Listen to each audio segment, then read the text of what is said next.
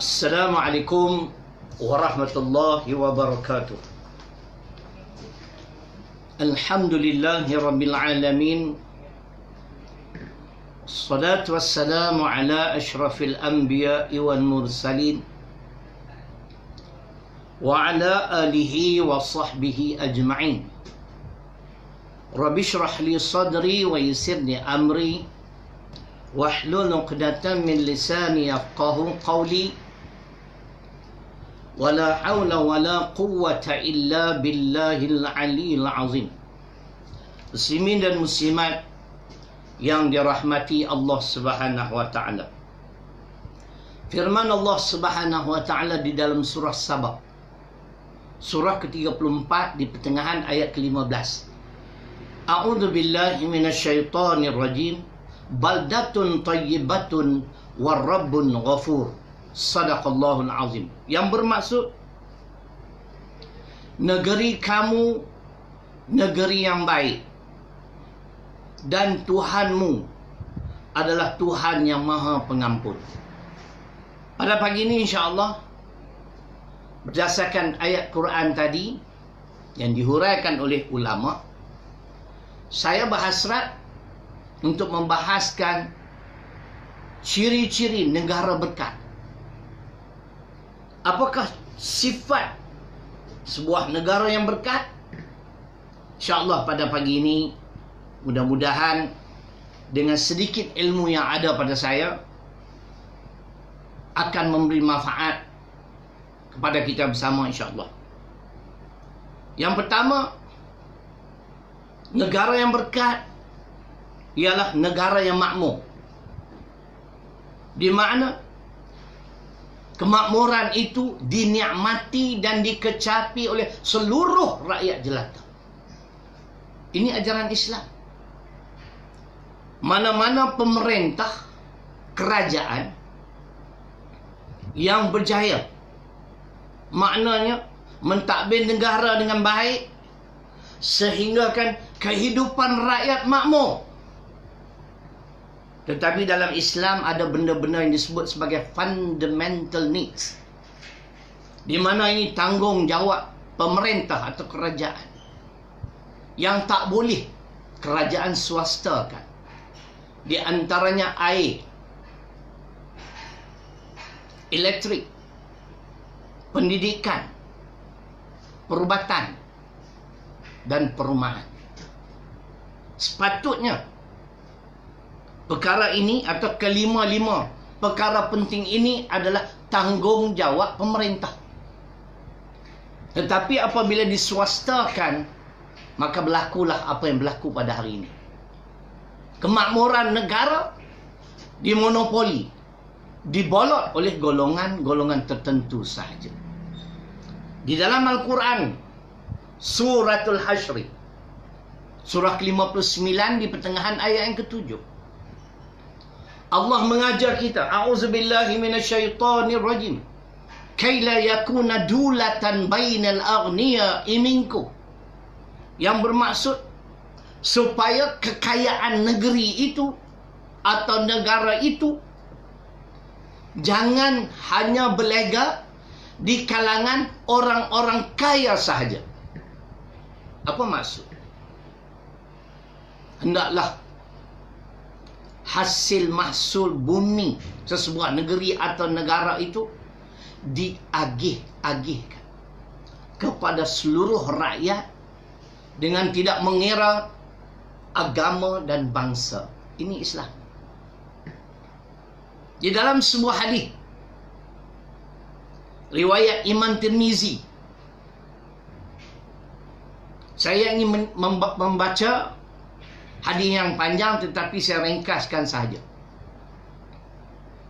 Yang diriwayatkan oleh Imam Tirmizi, Nabi sallallahu alaihi wasallam bersabda, "Idza fa'alat ummati 15 khaslatan halla bihal bala." Qila, "Wa ma hiya ya Rasulullah?"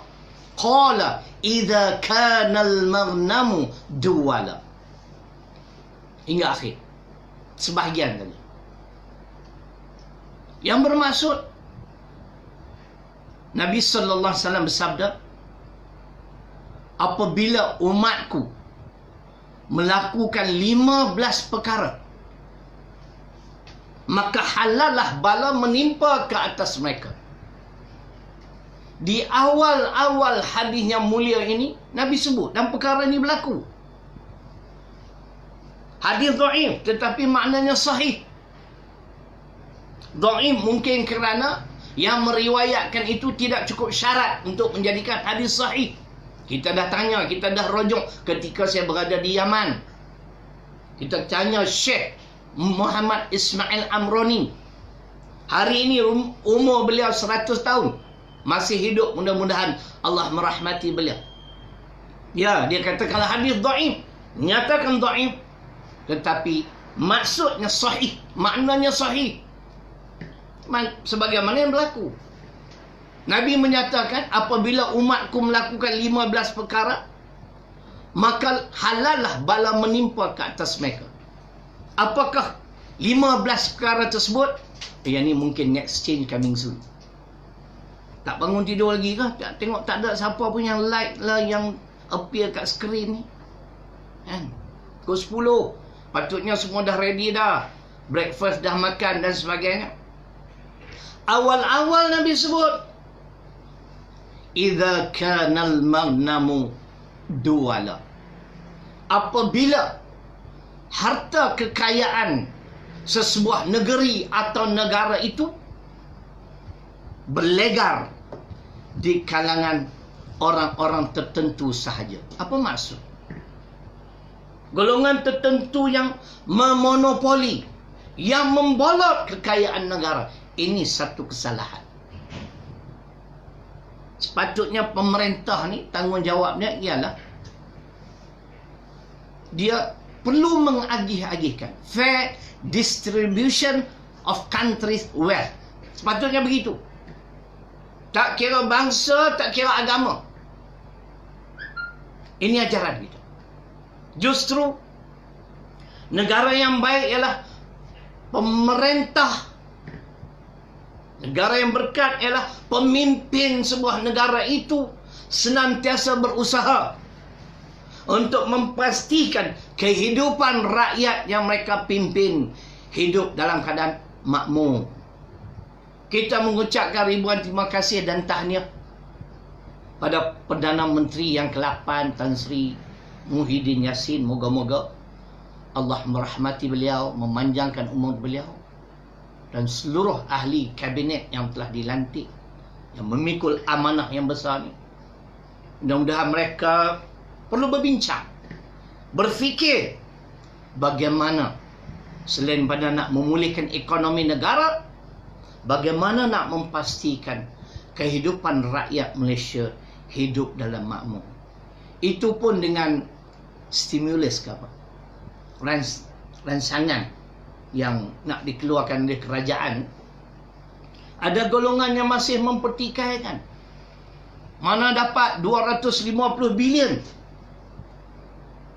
Takkan you all lupa kot. Kan dulu Tun M melantik NEC, National Economic Council. 16 orang kalau tak silap saya, termasuk Menteri Kewangan salah seorang, ahli jawatan kuasanya. Takkanlah 16 orang ni tak erti nak fikir. Yang kita tengok nama-nama senarai NEC tu orang-orang yang memang pandai dalam bidang ekonomi. Kita ni jangan ego sangat. Masa kita perintah pun tak tahu mana ya, orang Kedah kata. Cerai juga. Kan? Bila orang perintah, orang nak bagi rancangan, nak membantu rakyat jelata dengan dana yang begitu besar, masih lagi nak petikai, nak minta bawa ke parlimen untuk diluluskan dan sebagainya. Kita sekarang ni sudahlah, berhenti sekejap. Berhenti sekejap berpolitik. Kita sepatutnya ketika ada masa yang seperti ini, kita bersatu. Kita bersatu. Takkan kita tak sedar lagi ni. Ini seolah-olah wake up call daripada Allah. Datang wabak coronavirus ni. nak sedarkan kita, khususnya orang Islam, sejauh mana ketaatan, kepatuhan kita pada Allah Subhanahu wa taala. Ini di antara yang pertama, negara yang berkat, di mana kehidupan rakyat yang dipimpin hidup dalam keadaan makmur. Tetapi ingat, dalam sebuah hadis riwayat Ad-Dailami, Nabi sallallahu alaihi wasallam menyatakan atau bersabda, "Idza aradallahu biqaumin su'an ja'ala amrahum ila musrafihim." Apabila kami kendaki, kata Allah Subhanahu wa taala melalui atau atas lidah Nabi sallallahu alaihi wasallam, apabila kami kendaki untuk menghancurkan satu kaum, bagaimana ketika itu, kata Nabi sallallahu alaihi wasallam, kaum tersebut dipimpin oleh pemimpin-pemimpin yang hidup bermewah-mewah dengan harta rakyat. Kita dah baca hadis Muslim. Salah guna harta rakyat, harta awam, kita dipertanggungjawab di akhirat. Justru saya menyeru, mudah-mudahan kerajaan Perikatan Nasional yang ada ni, dengarlah nasihat Nabi sallallahu alaihi wasallam. Kamu perlu berusaha untuk memakmurkan rakyat jelata. Mudah-mudahan dengan kepakaran yang ada pada mereka-mereka yang dilantik oleh pihak kerajaan, insya-Allah dengan pertolongan Allah, ikhtiar usaha kita bakal memulihkan ekonomi negara, mudah-mudahan. Yang kedua, negara yang berkat ialah negara yang aman. Bila kita sebut aman, maknanya kita hidup dalam keadaan selamat, sejahtera. Bagaimana? Apakah janji Allah? Siapakah yang mampu mewujudkan keamanan dalam sebuah negeri atau negara? Tentu ada kan ni.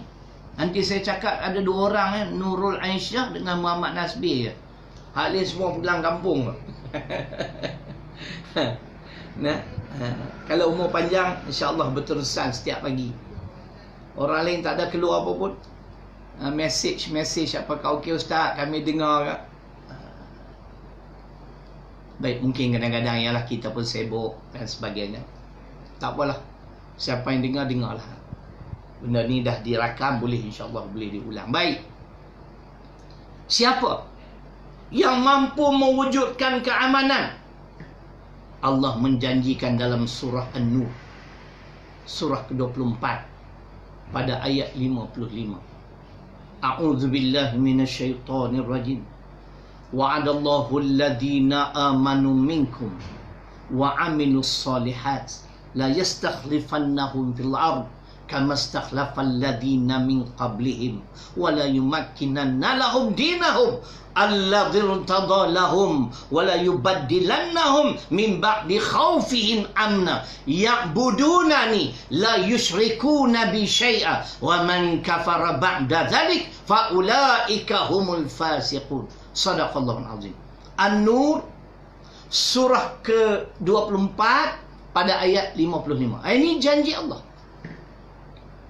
Sesiapa di kalangan pemimpinnya ada sifat-sifat ini, insya-Allah.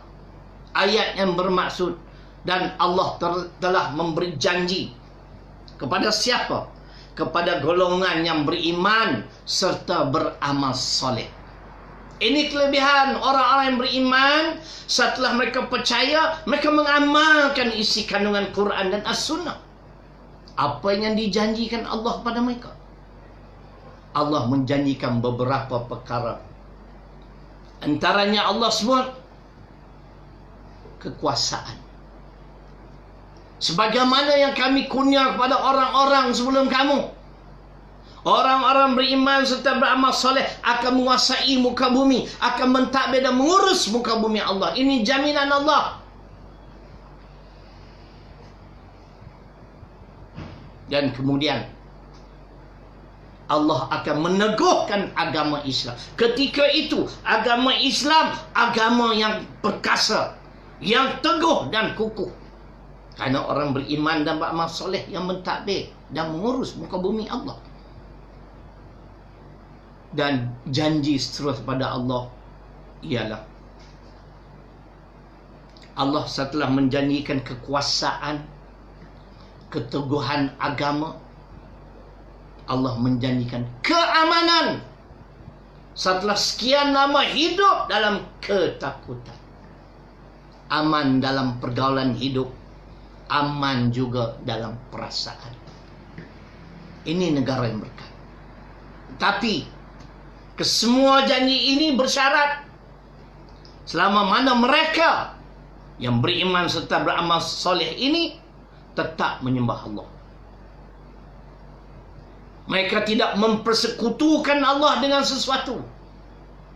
Siapa yang kufur setelah itu diberi kesempatan memerintah mentadbir negara. Peringkat awal okey, di penghujung dah jadi cerai. Allah menyatakan golongan ini adalah golongan yang fasik. Keamanan, tuan-tuan dan puan-puan muslimin dan muslimat, selalu saya sebut mana-mana pun, keamanan hanya wujud melalui undang-undang dan peraturan pencipta alam itu sendiri. Yakin dan percayalah, Allah bertanya kepada kita, afa hukmal jahiliyati yabun wa man ahsanu minallahi hukma liqaumin yuqinun. Nazri Pematang Banyak pun tengok kan? Alhamdulillah. Ya, tadi keluar nama dia tu. Sahabat baik kita. Allah bertanya kepada kita, maka apakah undang-undang jahiliah yang kamu kendaki? Undang-undang jahiliah bermaksud selain pada undang-undang yang diturunkan oleh Allah kepada Nabi sallallahu alaihi wasallam adalah jahiliah kesemuanya. Undang-undang rekaan ciptaan manusia yang jahil. Maka apakah undang-undang jahiliah yang kamu kendaki? Dan undang-undang siapakah yang lebih baik, lebih adil, bahkan saya menyatakan lebih berkesan daripada undang-undang Allah bagi kaum yang yakin? Dengarlah. Ini soalan akidah. Kalau kita kuat membaca Al-Quran, semayang sunat, bersedekah pun kuat, tapi kita tidak meyakini jalan penyelesaian hanya melalui undang-undang Allah, kita meragui, batal iman dan Islam. Ini bukan soal remeh-temeh. Ini kita faham ni. Macam puak-puak yang saya sebutlah, liberal. Bebas. Kita bebas untuk melakukan apa saja. Kita solat, kita tak perlu tutup aurat. Ini perintah ni, tutup aurat dalam Quran. An-Nur 31, Al-Ahzab 59. Saya rasa pelik. Mereka ni berguru dengan siapa? Siapa ulama puak-puak liberal? Kalau mereka ni gentleman, datang jumpa ulama-ulama kerajaan Malaysia. Paling tidak Menteri Agama sudah. Pergi. Buktikan dakwaan kamu. Kita bebas untuk melakukan sesuka hati kita. Tak boleh. Sebab itu sesiapa yang mati, dengar baik-baik, masih makan lagi. Alamak, sedapnya. Hari ni orang hantar video kat saya. Kita kena banyak minum air supaya virus tu tak masuk ke paru-paru. Saya puasa dah hari ke-13. Ya, itu kajian ya. Sebab sampai hari ni belum lagi dengar fatwa tak boleh berpuasa. Kalau kerajaan keluar fatwa tak boleh berpuasa, saya berhenti. Kita patuh kalau benda-benda yang baik. Tapi hari itu, pada hari Khamis minggu lepas, semua berpuasa. Waktu coronavirus ini sedang meningkat, ya? Itu kita serah pada Allah. Baik. Ingat, makan pelan-pelan sikit, nanti tercekik pula. Sesiapa yang meninggal dunia, mati dalam keadaan tidak meyakini jalan penyelesaian hanya dengan undang-undang Allah selaku pencipta alam serta pemilik ini, yakni pemilik alam ini, maka dikhawatiri batallah iman dan Islam. Karena dia ragu. Wa ammal ladzina fi qulubihim maradun fazadathum rijsan ila rijsihim wa matu wa hum kafirun. Abang dah tengok belum ni? Tak apa. Walaupun tak ramai yang tonton video ni, tuan-tuan forward kan, kembangkan. Ni sama-sama kita dapat pahala. Tuan-tuan tak perlu baca Al-Quran ni, saya yang boleh baca kan. Tuan-tuan forward, insya-Allah kita semua bakal mendapat ganjaran pahala, insya-Allah. Baik. Jadi makna kembali pada tadi, dan adapun orang-orang yang hati mereka berpenyakit, ni baca Quran, alhamdulillah. Solat tahajud, dai hitam, dai ustaz pun tak hitam ni. Ustaz ni malah bangun malam bah. Takkan bangun malam pun buai kecil apa ni ustaz ni. Allah sebut. Tuan-tuan, muslimin dan muslimat, saya baca ayat ini di hadapan seorang ulama daripada Yaman yang kebetulan singgah di rumah saya sewaktu Idul Adha 6-7 tahun dulu. Beliau seorang penghafaz Quran. Saya tanya, Syekh, tolong dengar ayat ni. Apakah hukum seseorang yang meninggal dunia dalam keadaan meragui Al-Quran? Dia meragui undang-undang Islam bukan jalan penyelesaian. Tuan-tuan, sudah terbukti, proven, undang-undang ciptaan manusia gagal. Lalu dia kata kat saya, tolong baca ayat. Inilah ayat At-Taubah surah ke-9 ayat 125. Sila rujuk tafsir Arab Saudi ayat ini pada muka surat 302. Dan adapun orang-orang yang hati mereka berpenyakit, lalu dengan surah ini, dengan ayat-ayat Quran, bertambah-tambah penyakit kepada penyakit yang sedia ada. Mula-mula kencing manis, tu datang lagi kencing orang pula kan? 3 serangkai. Mula kencing manis, lepas tu kencing orang pula. Lepas tu mai lagi sakit buah pinggang, prostat. Ni kata bertambah-tambah penyakit.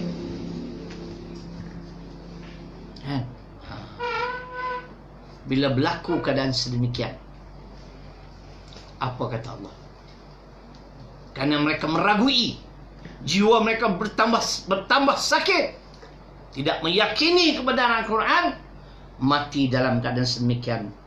Wa matu wa hum kafirun, na'udzubillah, mati batal iman dan Islam. Bila saya baca, Syekh dengar dia Arab, muslimin dan muslimat, orang Arab Yaman. Dia bahasa dia kata na'am, kafir. Ya betul, kafir. Saya bukan mengkafirkan sesiapa. Saya hanya baca ayat Quran, ciri-ciri yang boleh menyebabkan seseorang menjadi kafir ialah meragui Al-Quran. Sila rujuk At-Taubah ayat 125, muka surat 302, tafsir Arab Saudi. Justru negara yang berkat ialah negara yang aman. Keamanan hanya wujud dengan undang-undang pencipta alam itu sendiri. Wa ma lam tahkum a'immatuhum bi kitabillah wa yatakhayyaru mimma anzalallah illa ja'alallahu ba'sahum bainahum. Yang bermaksud hadis riwayat Ibnu Majah. Dan apabila pemimpin sebuah negeri atau sebuah negara itu enggan, tidak mau melaksanakan apa yang kami turunkan yang terkandung dalam Quran, perintah-perintah yang termaktub dalam Quran, dan mereka tidak mau menjadikan Al-Quran sebagai pilihan, mereka nak buat cara mereka sendiri, undang-undang mereka sendiri, mereka gubal undang-undang berdasarkan kejahilan yang ada pada mereka, maka ketika itu kehidupan rakyat yang dipimpin senantiasa hidup dalam keadaan porak-poranda. Mungkin kita kata kehidupan yang tak aman, jenayah meningkat, gejala sosial meningkat, bahkan wabak coronavirus pula datang melanda kehidupan kita. Amat tepat Al-Quran kata hari ini ada sebahagian dari kita ni yang hidup dalam kelaparan. wang simpanan dah habis, makanan tak ada. Kami di Sungai Petani ni alhamdulillah banyaklah, bukan NGO saja, Parti Islam Malaysia sendiri pun ada menghulurkan bantuan-bantuan. Ini masa kita perlu bersatu dah. Jangan duk cerita politik lah sangat. Ini dengan desah-desuh di Sungai Petani pun serabut juga ni. Bantuan tak sampai, katanya begitulah. Rumah saya tak sampai pun siapa pun tak bagi. Saya 2 minggu dah ni. Stok pun nak habis dah. Tu yang terpaksa puasa nak buat macam mana. Doa lah, mudah-mudahan saya sihat, panjang umur, kita terus berdakwah, insya-Allah. Ketika itu kehidupan rakyat yang mereka pimpin hidup dalam keadaan porak-poranda. Ini di antaranya. Mungkin tercetus peperangan. Allahu Akbar. Mana dalil Quran untuk menyokong hadis Ibnu Majah? An-Nur surah ke-24 ayat 63. Kalau tak salah saya tonton rojok tafsir pimpinan Ar-Rahman ayat ini pada muka surat 914. Falyahdharil ladzina yukhalifuna an amri an tusibahum fitnah. Tuan-tuan okey ke ni? Pagi ni senyap, sunyi sepi ya. Tak ada pun kata ustaz best, okey clear ustaz. Bagilah semangat sikit. Ni sejuk dah ni.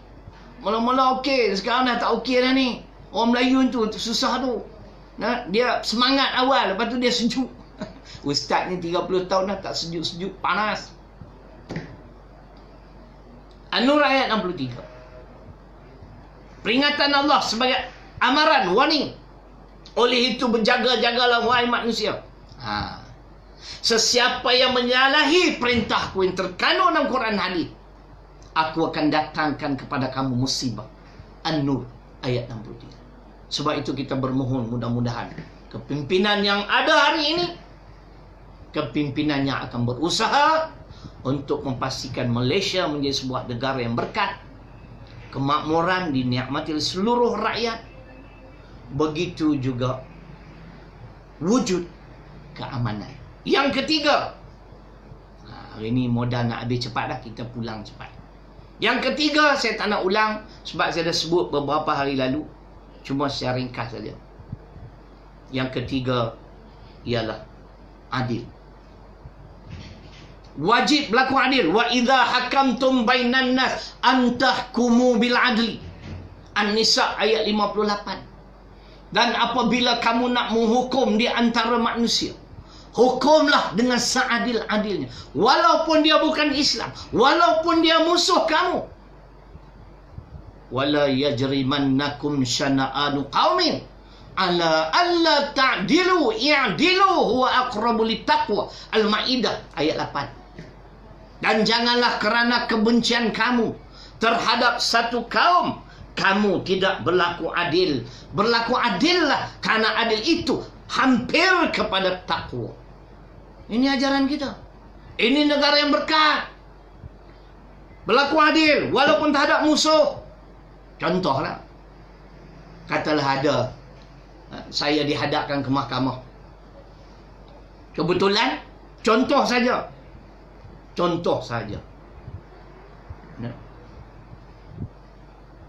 Di atas satu kesalahan, hakim ni tengok-tengok yang dalam kandang orang bersalah tu Syarilo. Dia duk dengar YouTube banyak, dan ustaz ni banyak duk kritik kerajaan ni.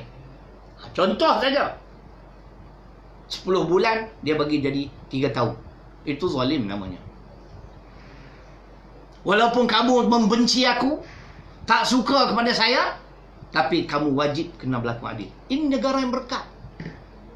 Bagaimana contoh saya buat tonton rojok kisah Saidina Ali dengan seorang kafir Yahudi. Masya Allah, seorang khalifah boleh kalah dalam kes tersebut karena pendakwaan dia tanpa bukti. Wajib berlaku adil. Akhir sekali, negara yang berkat ialah negara amar ma'ruf dan nahi mungkar berjalan serentak. Ini pun kita dah sebut. Wal takum minkum ummatun yad'una ilal khair wa ya'muruna bil ma'ruf wa yanhauna 'anil munkar wa ulaika humul muflihun. Dalam surah Ali Imran, surah yang ketiga ayat 104. Dan hendaklah ada di kalangan kamu ummah jemaah, sebuah jemaah Islam yang kerja jemaah Islam yad'una ilal khair, yang menyeru manusia kepada kebaikan. Apakah kebaikan itu? Yang dikatakan kebaikan ialah dua. Wa ya'muruna bil ma'ruf wa yanhauna 'anil munkar. Menyuruh kepada yang ma'ruf, mencegah segala bentuk kemungkaran. Wa ulaika humul muflihun. Mereka inilah golongan yang berjaya, kata Allah. Ini kena faham. Amar ma'ruf dan nahi mungkar wajib berjalan serentak. Tapi malangnya kita tak ada authority. Kita tak boleh nak cegah kemungkaran. Ini kerajaan perlu buat sesuatu supaya keadaan seperti ini berubah. Saya masih ingat apabila ada seorang hamba Allah ni, dia bersekedudukan dalam sebuah rumah. Dia dipahamkan AJK Masjid raid rumah dia, serbu rumah dia. Akhirnya yang didakwa ialah AJK Masjid. Kemungkaran berleluasa. Wallazi nafsi biyadihi la ta'murunna bil ma'ruf wa la tanhawunna 'anil munkar aw la yushrikanna Allah an yab'atha 'alaikum iqaban minhu thumma tad'unahu fala yustajabu lakum. Kau kering dah. Betul tak? Betul lah. Ya betul. Thumma tad'unahu fala yustajabu lakum. Ayat tak ada kan ni? Puasa. Baik. Hadis riwayat Imam Tirmizi, kedudukan hadis Hasan dalam kitab Riyadhus Shalihin. Demi jiwaku di dalam kekuasaan Allah Subhanahu wa taala, hendaklah kamu menyuruh kepada yang ma'ruf, mencegah kemungkaran dalam masa yang sama simultaneously.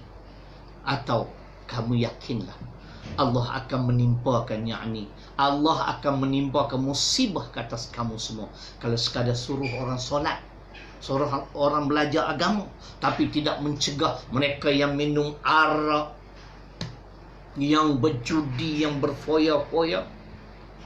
Maka ketika itu Allah Subhanahu wa taala menyatakan, ni ada minta nombor akaun, tengoklah dekat skrin ni ada nombor akaun Ainun Yahya, minta ustaz bagi akaun nombor. Akaun sekolah kan akaun saya. Kalau akaun saya kena personal message lah. Tak, kalau saya nak minta derma untuk saya kan, lagi saya boleh hidup, lagi ada rezeki, insya-Allah kita buat kerja agama. Itu cerita dia. Maka ketika itu kamu berhimpun, kamu bermunajat, ya Allah, hindarilah kami daripada musibah ini. Ketika itu Allah tidak memperkenankan lagi doa kamu. Kenapa? Kamu hanya berani menyuruh yang ma'ruf, tapi kamu dayus, tak berani nak tegur kemungkaran. Justru muslimin dan muslimat, 4 sifat ini adalah negara yang berkah. Kemakmuran yang dinikmati oleh seluruh rakyat tanpa mengira bangsa dan agama. Yang kedua, negara yang aman. Gejala sosial kalau ada pun sikit je, itu yang degil-degil. Orang Kedah kata ketegak tu dia buat juga, kalau laksana syariat Islam pun. Kalau tidak, Allah tak ciptalah neraka kalau semua masuk syurga. Tapi kita diberikan akal. InsyaAllah esok kita bahas dengan tajuk yang lain. Yang ketiga ialah adil. Yang keempat, amar ma'ruf dan nahi munkar berjalan serentak. Apabila keempat-empat ciri ini wujud, insya-Allah, kalau masih wujud orang-orang yang jahat, yang engkar, wa rabbun ghafur, insya-Allah Allah akan mengampunkan dosa dan kesalahan kita, insya-Allah. Jadi sebelum saya mengundurkan diri pada pagi ini, saya ingin merakamkan ribuan terima kasih. Alhamdulillah ramai yang menyumbang.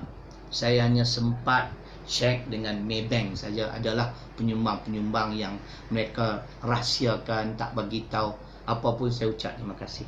Yang belum menyumbang, what are you waiting for? Tunggu apa lagi?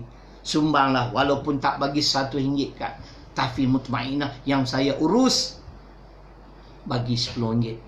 Bagi tahfiz kat lain pula RM10. Allah, Masya Allah, berapa banyak ganjaran pahala. Di Kedah saja puluhan sekolah-sekolah tahfiz.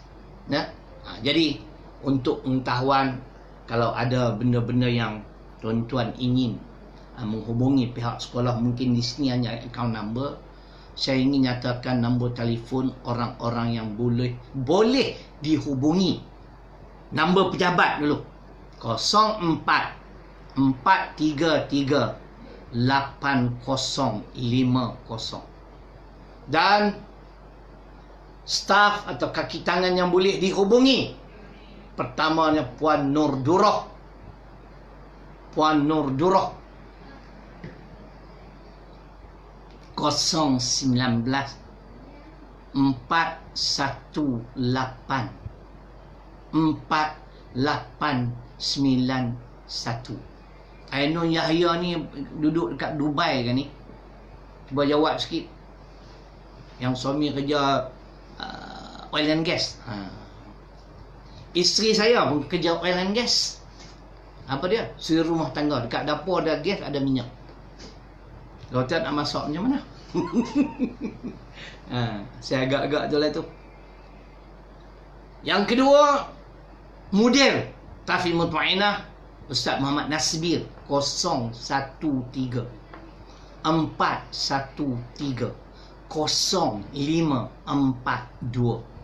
Akhir sekali, yang mengurus yakni di bidang perkeranian, Puan Hayati Abu Bakar 012 4800 628. InsyaAllah, terima kasih pada semua penyumbang-penyumbang, termasuk yang belum menyumbang pun, war-warkanlah, bantulah kami. Tak tahu lama mana kita terpaksa menjalani perintah buku rum ini.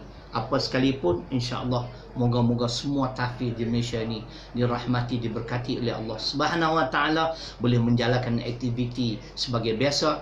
Macam kami di Tahfiz Mutmainah, kami ada digital classroom, e-learning. Kita buat. Makna kita tak relax, guru tak relax sebab kita bayar gaji. Allowance dapat. Budak-budak tak boleh tinggal di rumah asyik main tengok WhatsApp dan sebagainya, YouTube ini lahir. InsyaAllah kita bertemu lagi, insyaAllah esok pada jam yang sama 10 pagi dengan tajuk Rahmat Allah Subhanahu Wa Taala. Ya Ainun, Waalaikumsalam. Mudah-mudahan Allah memberkati, merahmati kehidupan kita di dunia dan juga di akhirat. Ribuan kemaafan, terkasar bahasa dan sebagainya. Aku qauli hadza wa astaghfirullahal ladzim li wa lakum. Assalamualaikum warahmatullahi wabarakatuh.